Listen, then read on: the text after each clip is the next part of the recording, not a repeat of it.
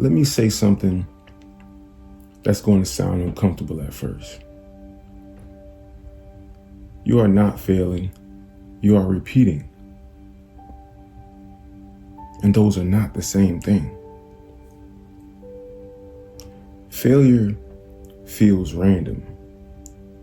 Failure feels unlucky. Failure feels like you tried and it didn't work. Repetition is deliberate, even when it's unconscious. And most people don't realize this until years have passed. They look up and think, how am I still here? Why does my life keep circling the same problems? Why do I keep starting over with new goals, new plans, new motivation, but the same outcomes, same stress, same money pressure, same habits, same conversations with yourself? That's not bad luck. That's a loop.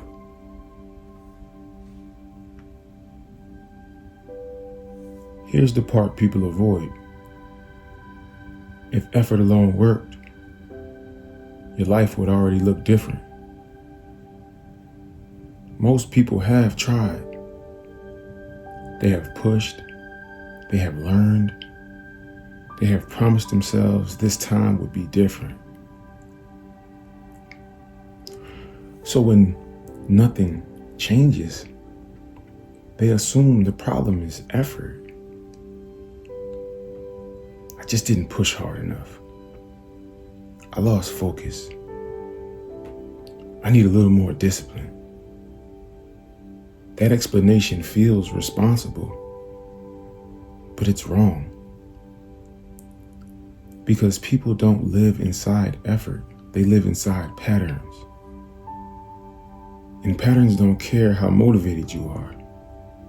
They only care what keeps repeating.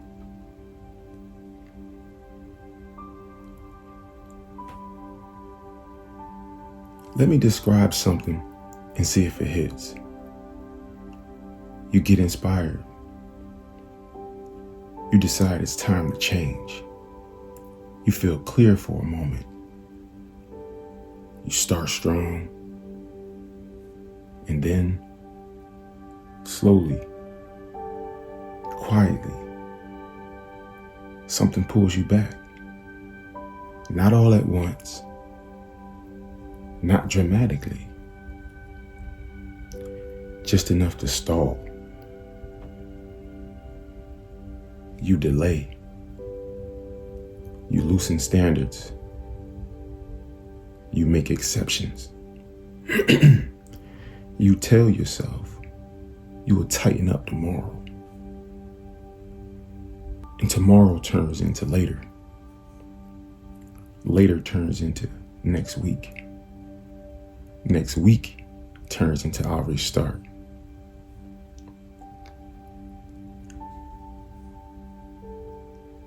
Again, that's not weakness. That's familiarity reclaiming control. Your nervous system knows this version of life. It knows how to survive here. It knows what to expect.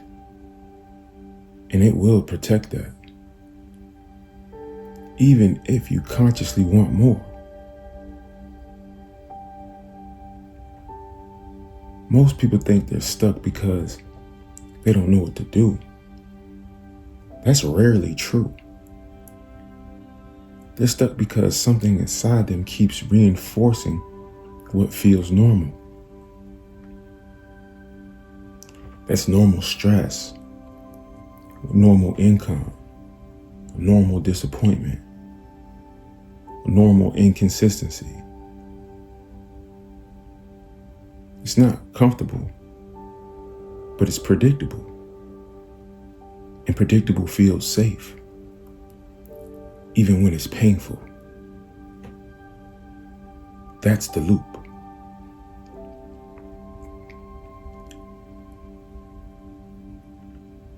Here's what makes this dangerous. Repetition disguises itself as effort. You feel busy. You feel like you're working on yourself. You feel like you're trying again. So you don't question the pattern.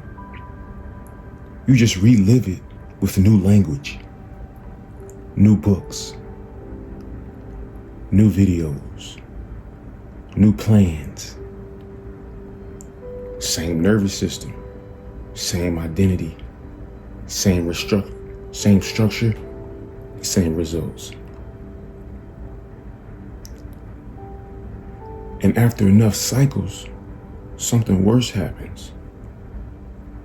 You stop trusting yourself. Not consciously, quietly. You say things like, I always mess this up. I don't stick to anything. I know what to do, I just don't do it. That's not a personality flaw.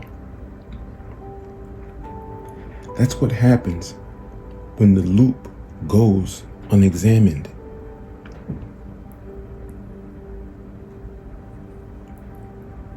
This video is not about motivation. It's not about mindset in the surface level sense. It's not about trying harder. This video is about exposing the loop you don't see. The one that keeps dragging you back to the same life. Even as you swear you want something different. Because once you see the loop, you stop blaming yourself. And once you stop blaming yourself, you start finally interrupting the pattern. Slowly, structurally, permanently.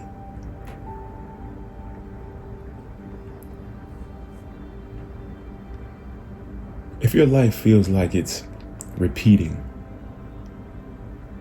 if your effort hasn't matched your outcomes, if you keep restarting instead of arriving, this video is for you.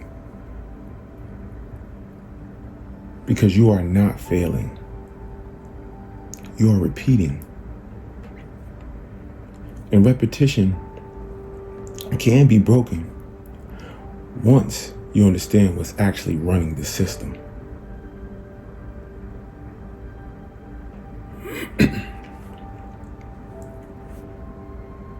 Results are patterns, not accidents.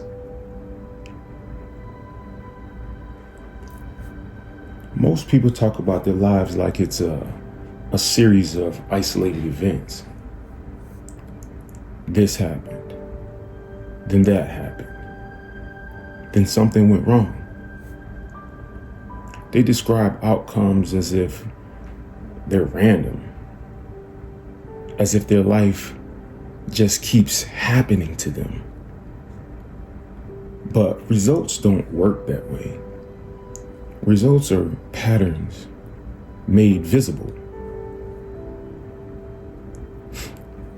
If something shows up once, maybe it's bad luck. Something shows up twice, maybe it's a coincidence. But if something shows up for years, it's not chance. That's structure.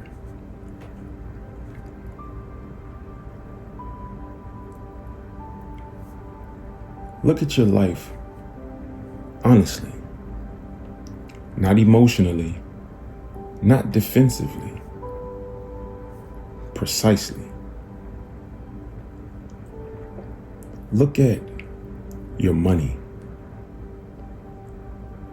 your habits, your relationships. Look at your follow-through. Look at your stress level. Do they change or do they rotate? Different details, same outcome. Different job, same pressure. Different plan, same inconsistency. Different year, same conversation with yourself. That's not because you're cursed. It's because systems repeat what they're designed to produce. And here's the uncomfortable part. Your life is producing exactly what it's set up to produce, not what you want, what your structure allows.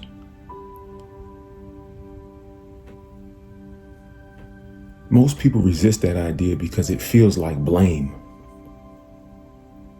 It's not blame, it's responsibility. Blame says you're broken. Responsibility says this is changeable. But only if you stop zooming in on moments and start zooming out on patterns.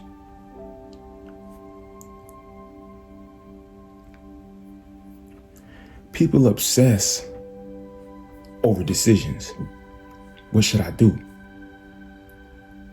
What's the right move? What choice will change everything? Now that's the wrong level of analysis. Because decisions, they don't shape your life. Patterns do. A good decision inside a bad pattern gets swallowed. You can eat clean for a week inside of a lifestyle that rewards stress eating, and the pattern wins. You can work hard for a month inside a financial structure with no leverage, and the outcome stays the same. You can feel motivated inside of an environment that drains focus, and nothing sticks. Patterns don't care about moments of effort.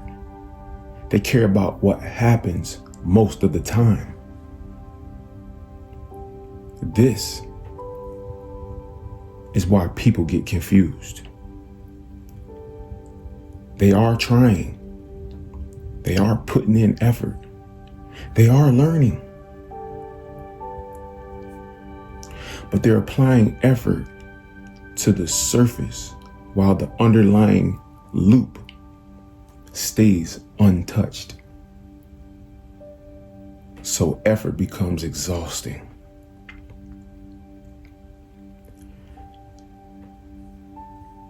Not because effort is bad, but because it's fighting gravity.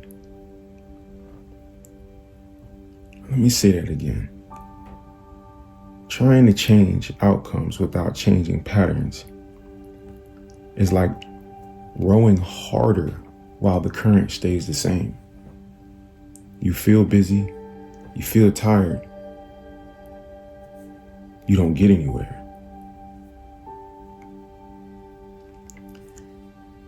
Here's how you know you're in a pattern. You keep starting over.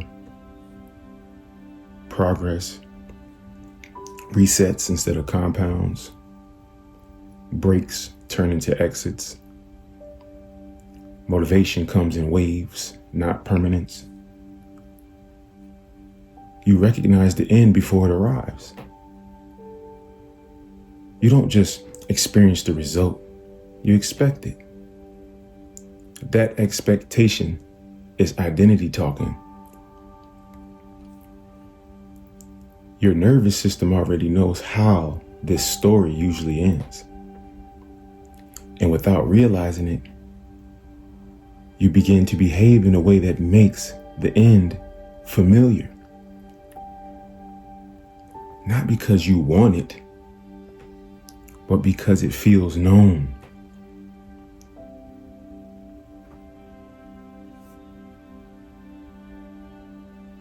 Most people think change is about making better choices. It's not. Change is about interrupting loops. Loops are made of environment, repetition, identity, emotional reinforcement. Until one of those changes, the result, it doesn't. That's why awareness alone doesn't save people. They say, I know what I'm doing wrong. And then they keep doing it. Because knowledge doesn't dismantle patterns. Structure does.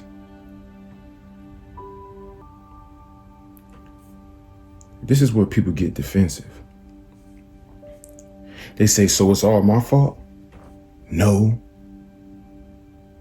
But it is your responsibility to stop pretending that this is random.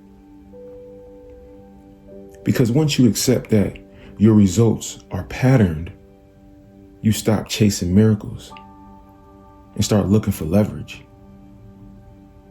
And leverage doesn't come from trying harder. It comes from changing what repeats.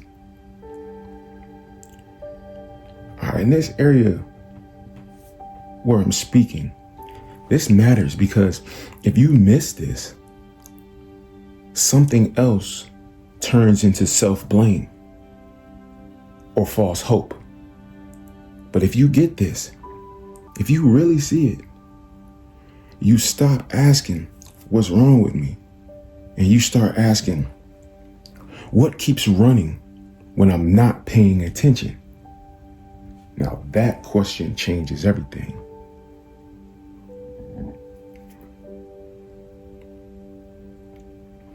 All right. This might get a little uncomfortable. The comfort of knowing why change feels threatening. Most people think they avoid change because they're lazy. That's not true. They avoid change because their nervous system is loyal to what's familiar. Even when what's familiar is uncomfortable, even when it's frustrating, even when it hurts. Familiar pain feels safer than unfamiliar success.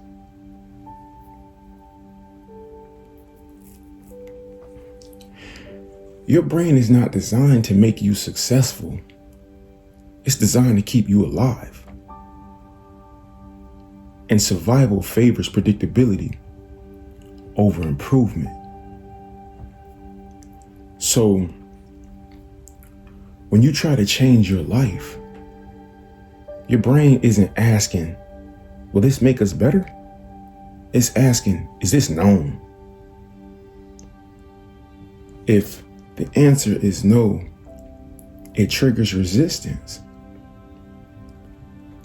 Not consciously, philosophically. That resistance shows up as procrastination, doubt, overthinking, distractions, sudden fatigue, emotional justification. And people mistake that resistance for a lack of discipline. It's not. It's your nervous system saying, this is unfamiliar, slow down. Here's the part people, they don't want to hear this. Because your current situation may be stressful, but it's predictable. Your income level, your habits, your routines, your relationships, your disappointments. You know how this version of life works. You know how to survive here. Growth threatens that. Because growth introduces new expectations. It introduces new responsibilities, new pressures. And pressure requires a new self-image. So instead of moving forward, people unconsciously protect the familiar. So they delay. They hesitate. They soften their commitments. They create reasonable excuses. Not because they don't want more, but because more feels unsafe. So this is why people sabotage themselves right after progress.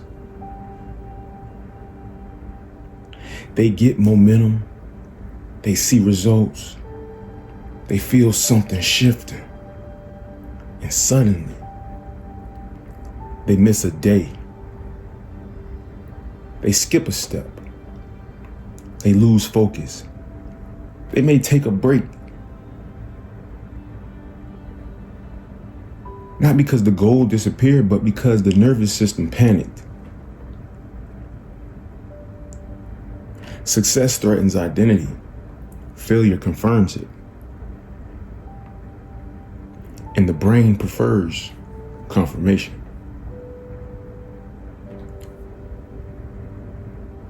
Think about this honestly. If struggle has been normal for you, ease feels suspicious. If money has always been tight, abundance feels temporary. If consistency has never been your identity, discipline feels fake. So your system waits for collapse, and then it creates one. Don't get me wrong, that's not self-hate. That's self-preservation based on old data. Your nervous system is enforcing yesterday's normal. This is why telling people to believe bigger doesn't work. Belief without safety creates anxiety. Your body doesn't trust the future you're imagining because it has no proof you can survive there. So it drags you back. Not violently, subtly. You get busy. You get distracted. You get tired. You lose urgency. And eventually, you're right back where you started, with a new explanation for why it didn't work.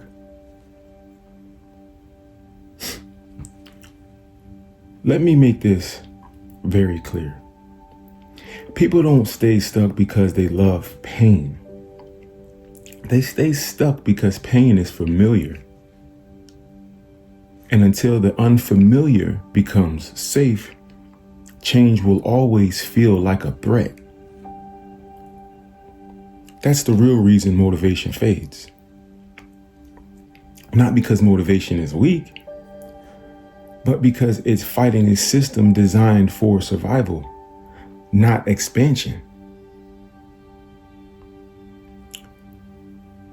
This section matters because if you don't understand this, you will keep blaming yourself for resistance that was never personal. And you will keep trying to overpower a system that doesn't respond to force. It responds to gradual proof. All right, this part of the video, it may sting a little bit. The self-betrayal cycle. Why breaking promises to yourself destroys momentum. Most people think they're inconsistent. They're not. They're conditioned to not trust themselves. And that conditioning didn't just come from nowhere. It came from repetition. Every time you tell yourself, I'll start tomorrow, and you don't, every time you say, I'll do it later, and you don't, every time you promise consistency, then you quietly abandon it. What you're doing is you're teaching your nervous system one thing. Your word doesn't mean action, not to others, not to you. This is the part nobody talks about. Self-discipline isn't just about doing hard things. It's about maintaining internal credibility. And most people have been quietly bankrupt there for years. They don't lack motivation. They lack self-trust. Think about this. If someone else broke promises to you as often as you break promises to yourself, you would stop taking them serious. You'd lower expectations. You'd stop relying on them. You'd stop believing their words. Your nervous system does the same thing. So when you say, this time is different, your body doesn't listen. It's heard that before. This is why motivation feels fake. Your mind says, let's go. Your body says, prove it. And until proof exists, energy stays low. Not because you're lazy, but because your system is protecting you from another disappointment. Okay, here's how the cycle actually works. You get inspired, you set a goal, you overcommit, you try to change everything at once. Then life hits. Resistance shows up. You miss one day. And instead of adjusting, you collapse the identity. You don't say, I messed up a rep. You say, see, I'm not consistent. That's self-betrayal turning into self-labeling. One broken promise becomes a verdict, and verdicts kill momentum. Because once your identity is questioned, your nervous system pulls back. Why invest energy into a version of you it doesn't believe in? So people lower the bar. They stop setting clear targets. They stop committing publicly. They stop tracking behavior. They call it being realistic. That's not realism. It's protective disengagement.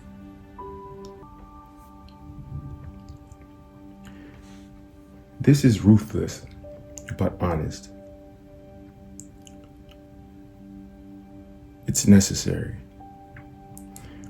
Most people, they don't fail because they aim too high. They fail because they promise too much and follow through too little. And instead of fixing the promise, they blame themselves. Let me say this clearly. Your nervous system doesn't need grand goals. It needs kept agreements.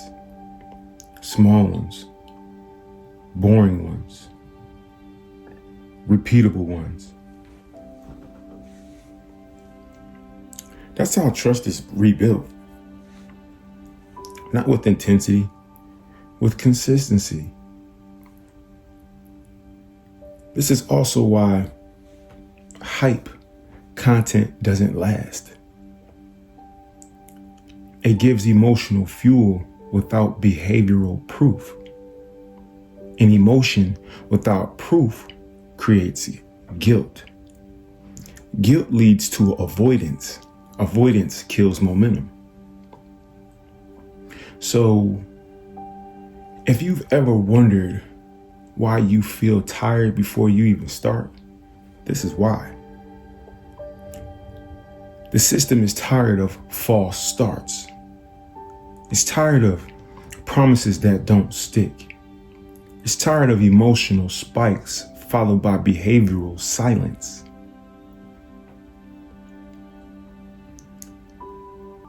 And here's another hard truth.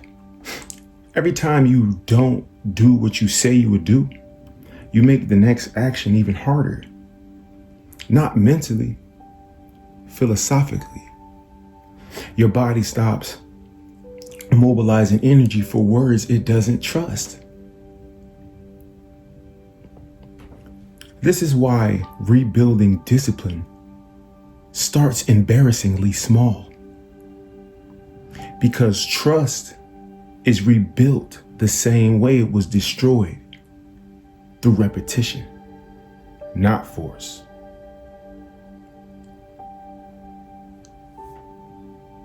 And this leads directly into the next section of this video, because once people realize they can't rely on motivation or broken promises, they start chasing intensity again, which creates a new problem. The intensity trap. Why going all in keeps resetting your progress? Most people don't fail from lack of effort. They fail from misplaced effort. They confuse intensity with progress. Intensity feels productive. It looks serious. It feels committed. It creates an emotional high. And that's exactly why people chase it. Here's the pattern. They disappear for weeks. They come back loud. New routine, new mindset, new rules, new identity. They tell everyone, this time I'm locked in. They're not building discipline. They're performing change. Intensity is seductive because it gives instant feedback. You feel different immediately. But feeling different is not the same as becoming different.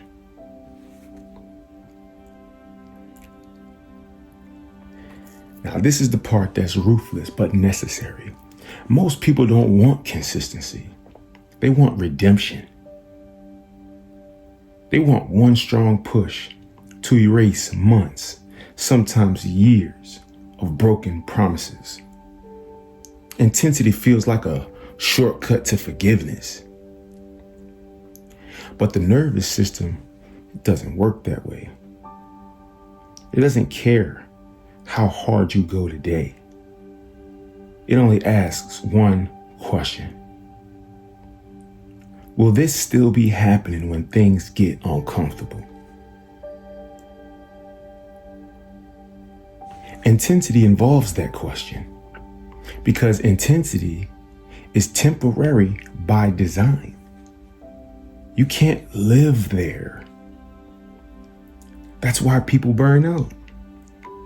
That's why they disappear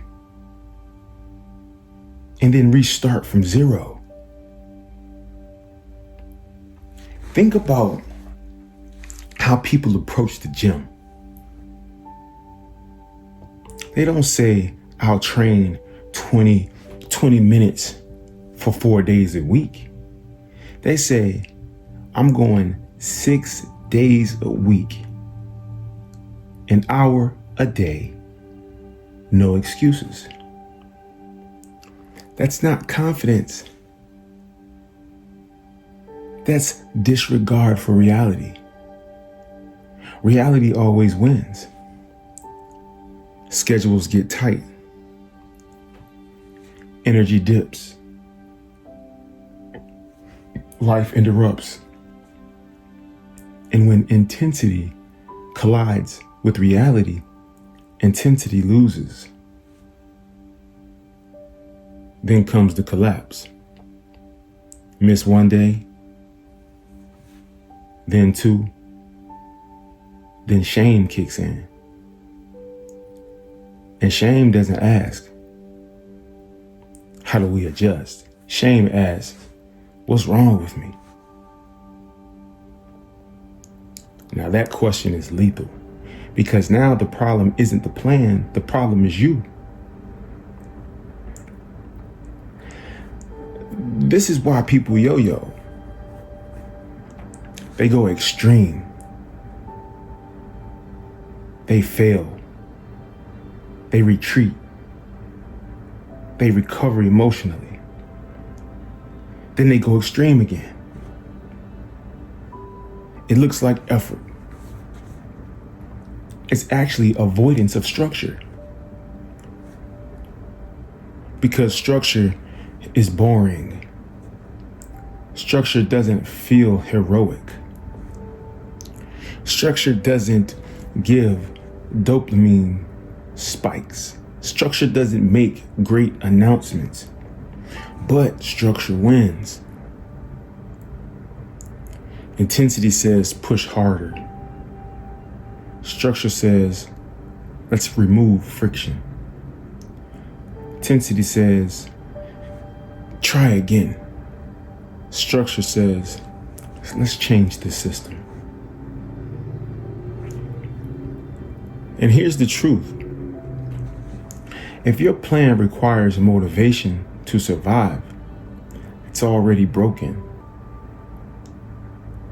Because motivation fluctuates. Your nervous system doesn't. People love saying, I just need to be more disciplined.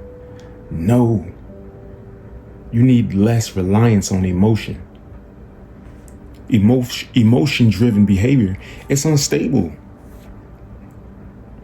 That's why intensity fades. Because it's fueled by emotion, not identity. So let me say this clearly. Anything you can't sustain on your worst day is not discipline. It's a performance. This is why consistency beats intensity every single time. Not because consistency feels better, but because it survives contact with reality. And here's where people get uncomfortable. The version of you that wants intensity is often avoiding accountability, because intensity gives you an excuse when it collapses. You can say, I burnt out. Consistency doesn't give you that out.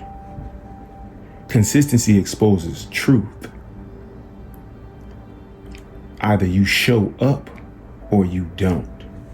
It's no drama, no story, no justification. And this leads into the next, because once intensity fails, people swing to the opposite extreme.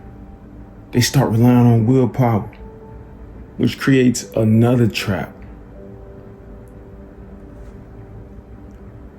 Most people believe discipline is a battle.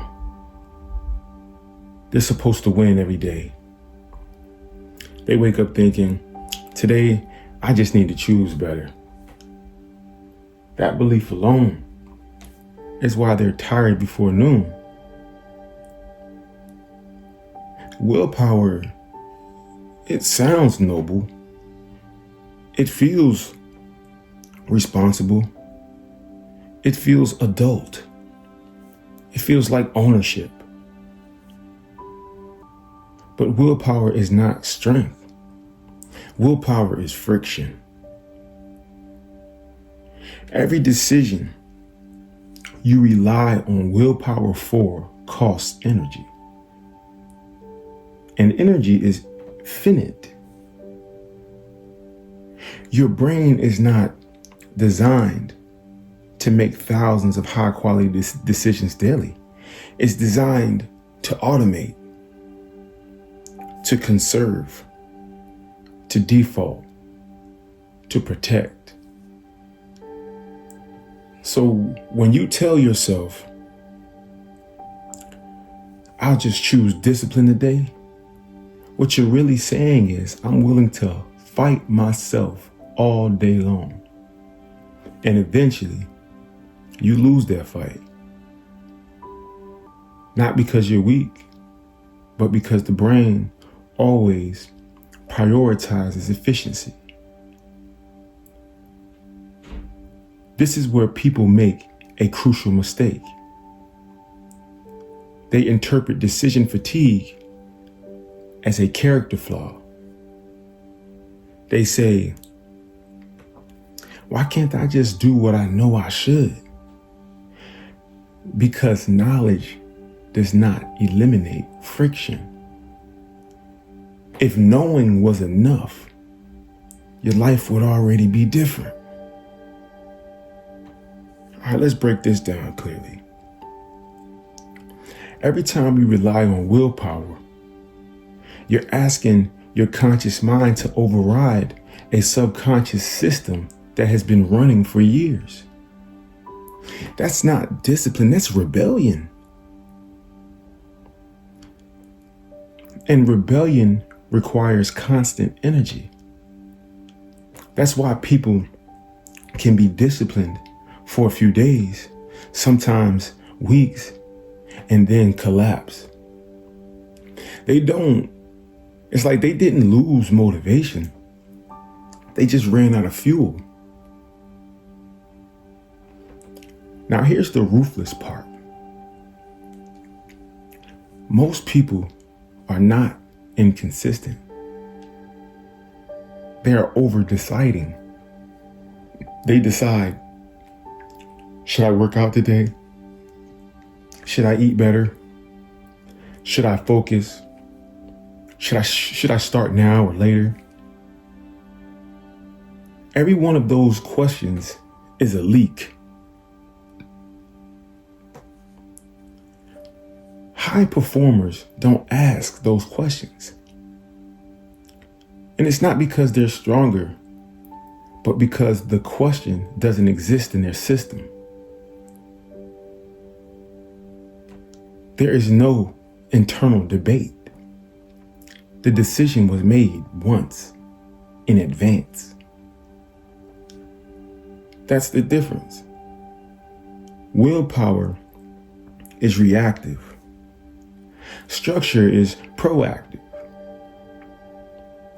People say, I need more self-control. No, you need fewer moments that require self-control. Self-control is a last resort. It's not a strategy. If your success depends on you feeling disciplined in the moment, you've already lost. Because moments are emotional, and emotions fluctuate. Let's talk about why willpower feels necessary in the first place. It's because most people, they build lives that constantly pull them back off track. Their environment contradicts their goals. Their schedule fights their priorities. Their phone is optimized for distraction. And then they blame themselves for not resisting. That's backwards. That's like blaming yourself for getting wet while standing in the rain. You don't need stronger willpower. You need fewer triggers. This is the mistake most people repeat. They keep adding goals without removing friction. So life becomes a series of internal arguments, and arguments drain energy. Eventually, the brain says enough, and it defaults back to the familiar. This is why people feel relief when they quit. Not because quitting feels good, but because the fight stops.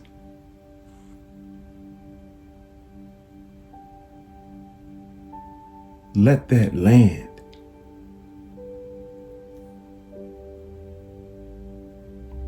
Quitting isn't always about laziness. Sometimes it's about exhaustion from constant resistance. Real discipline removes the fight. It doesn't glorify it. This is why relying on willpower keeps people inconsistent. They're asking the hardest version of themselves to show up in the worst possible system. And then they judge themselves when it fails. Here's the correction. Discipline is not about choosing right over and over again. Discipline is about designing your life so the right choice is the default. When willpower is required, the system is broken.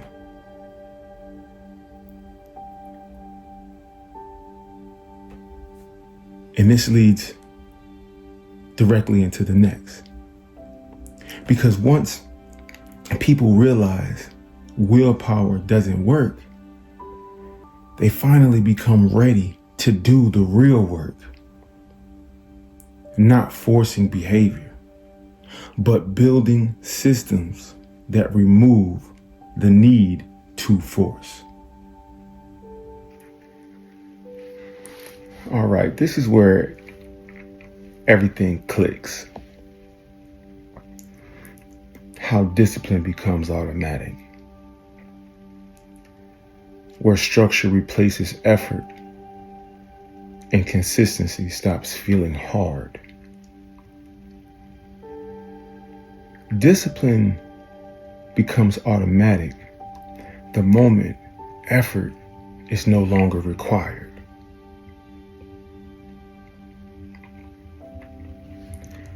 That sentence alone should already challenge how you've been thinking. Most people believe discipline is something you activate, like a switch, like a mood, like a version of yourself you summon. That's wrong. Automatic discipline doesn't come from force. It comes from removing decisions, negotiation, emotional dependency, friction. The brain loves automation. If you give it a repeatable pattern with a clear reward and low resistance, it will run it without asking you. That's not motivation. That's programming. Let's talk about what actually changes when discipline becomes automatic. First, the inner dialogue disappears.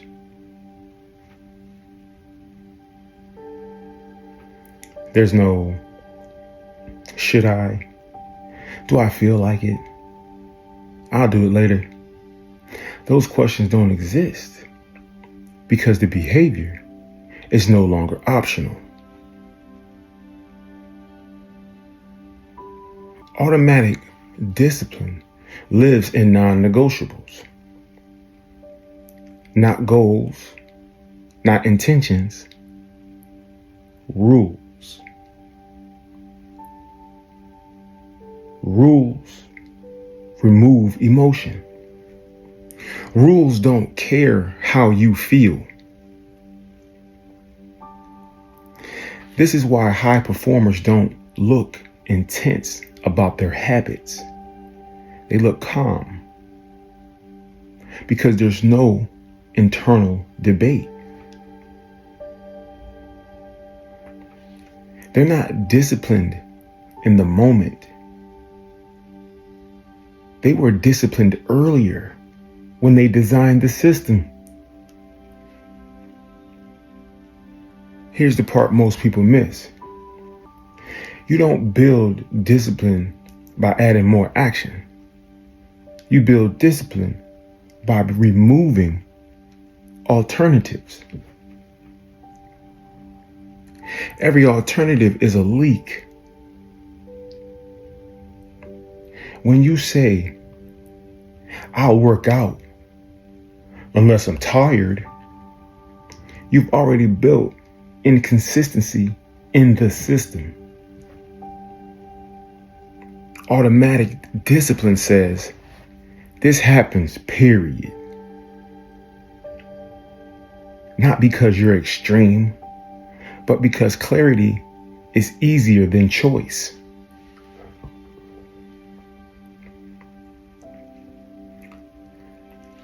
Now let's talk about environment, because environment is doing more working on you than you are on yourself. Let me repeat that, because it's important. Environment is doing more work on you than you are on yourself. If your environment supports distractions, comfort, and avoidance, you will need willpower. If your environment supports execution, you won't. That's not theory, that's neuroscience. Your brain responds faster to cues than it does to intention. What you see, what's within reach, what's easy, what's familiar. These things decide behavior before conscious thought ever shows up. So when people say, I just need to be more disciplined, what they're really saying is, I've built an environment that works against me. Automatic discipline is when the phone is out of reach. The task is already set. The schedule is pre-decided. The friction is removed. You notice what's missing? Emotion. You don't feel disciplined. You just execute.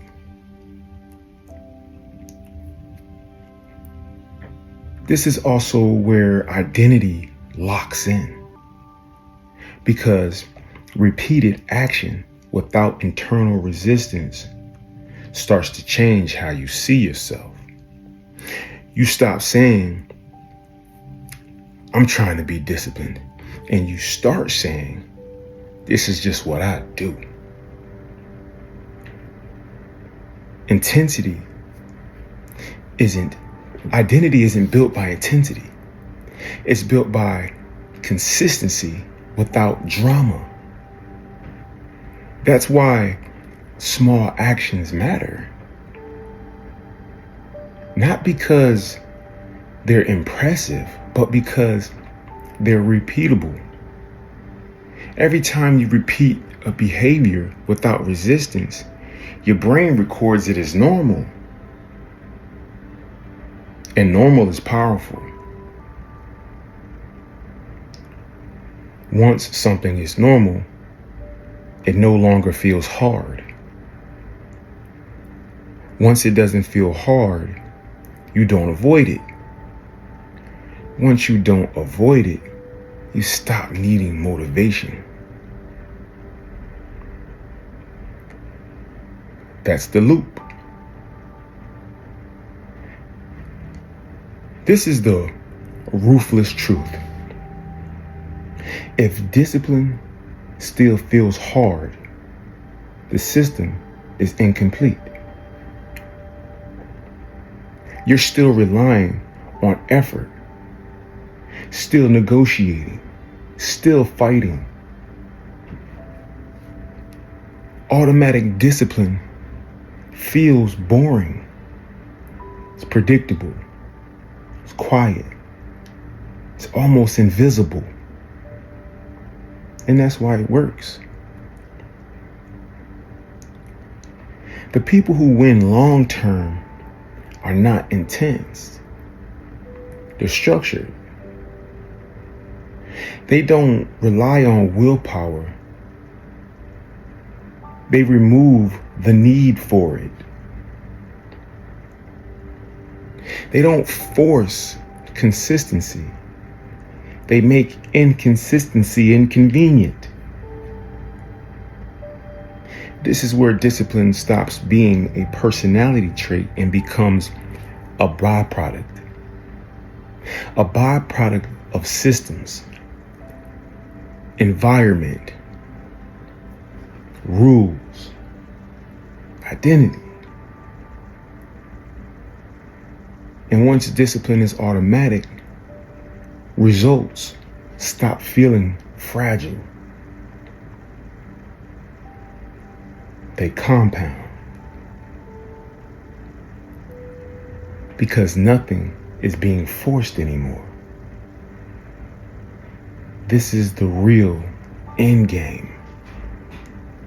No hype, no pressure, no motivation, structure. And when structure is right, discipline doesn't feel like discipline at all. It feels like alignment. This is results.